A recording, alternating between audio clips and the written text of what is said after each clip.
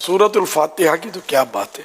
حضرت سیدنا عبداللہ بن عباس رضی اللہ عنہما فرماتے ہیں ایک فرشتہ آسمان سے اترا اور اس نے سید عالم صلی اللہ علیہ وسلم کی بارگاہ میں سلام پیش کر کے عرض کی، یا رسول اللہ صلی اللہ علیہ وسلم، آپ کو ان دو نوروں کی بشارت ہو جو آپ کے علاوہ اور کسی نبی کو عطا نہیں کیے گئے، اور وہ دو نور یہ ہیں، نمبر ایک سورہ فاتحہ اور نمبر دو سورہ بقرہ کی آخری آیتیں، دو آیتیں آمن الرسول سے لے کر فانصرنا علی القوم الکافرین تک، اس کے بھی بڑے فضائل ہیں۔ حضرت سیدنا ابی بن کعب رضی اللہ عنہ سے روایت ہے کہ حضور پرنور صلی اللہ علیہ وسلم نے ارشاد فرمایا، اللہ پاک نے توریت اور انجیل میں ام القرآن کی مثل کوئی صورت نازل نہیں فرمائی۔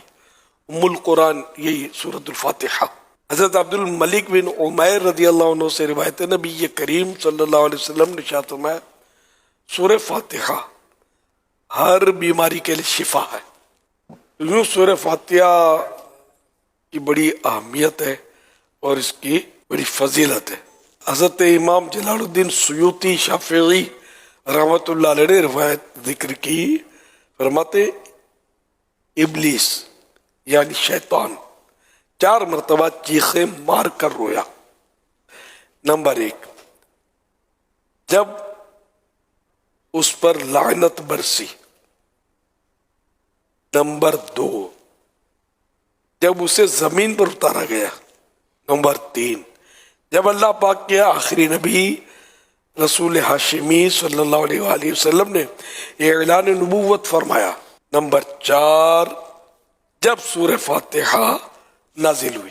حضرت امام مجاہد رحمۃ اللہ علیہ فرماتے ہیں، جب سورہ فاتحہ نازل ہوئی تو شیطان انتہائی مشقت میں پڑا اور خوب ڈاڑے مار مار کر چیخ چلا کر رویا۔